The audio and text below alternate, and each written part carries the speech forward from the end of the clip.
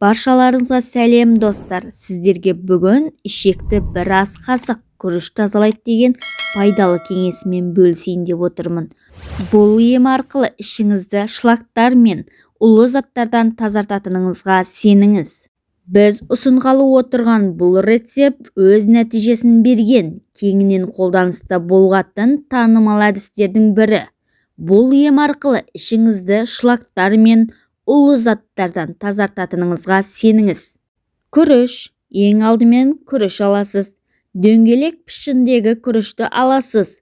Жасыңызға сай мөлшерлейміз. Мәселен, жасыңыз 25-те болса, онда 25 ас қасық күрішті ыдысқа салыңыз. Салқын сумен жуу керек. Сосын күрішті бататындай етіп, қайнатылған салқын су құясыз. Ыдыстың бетін жауып, тоңазытқышқа қойыңыз. Таңертең жидетілген күрішті бір ас қасық алып, басқа ыдысқа салыңыз. Үстіне салқын су құйып, газге қоясыз. Бойықта 5 минут қайнатыңыз. Піскен кезде жей беруге болады. Емді күнде таңғы сағат 7:30-да жүргізу керек. Күрішті аш қарынға жейсіз. Сонан соң 3 сағатқа дейін ештеңе ішіп жеуге болмайды. Ал тоңазытқыштағы күріштің суын ауыстыруды ұмытпаңыз. Ескеріңіз, күріш ағзадағы тұзды ғана шығарып қоймайды. Сонымен қатар кальций элементін де жояды. Сондықтан да күрішпен емделуді бастағаннан ақ тамақтану мерзіміңізге інжір, мейіз, кептірілген өрік, картоп, қалақай мен бал қосылған шайды қосыңыз. Нәтижесінде теріңіз тазарады, әрі түсі оңалады. Зат алмасу реттеледі, бауырдың жұмысын жақсартады. Буын ауруларын арыласыз.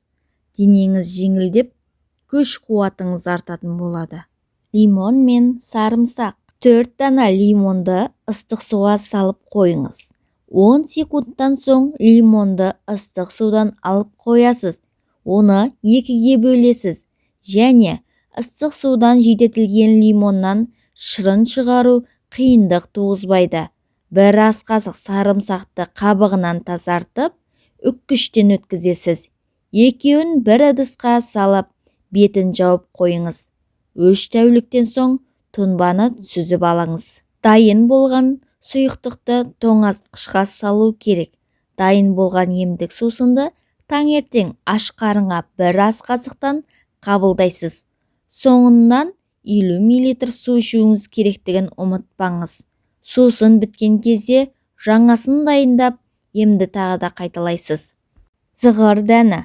100 грамм зығыр дәнін кофе ұнтақтағыштан ұсақтап алыңыз. Оған 250 грамм күнбағыс майын араластырып, бетін жауып қойыңыз. Жиі қозғап тұруды ұмытпаңыз.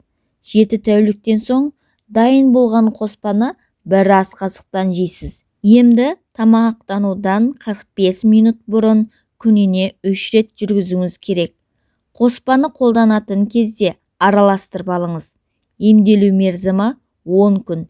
Ем кезінде қуырылған, қақталған және ұннан жасалған тағамдар мен тәттіні ұмытыңыз. Оның орнына балық пен көкөністерді көбірек жегеніңіз дұрыс. Достар, менің пайдалы кеңестерім сіздерге ұнаған болса, менің арнама жазылып, өз ойларыңызды жазып кетіңіздер.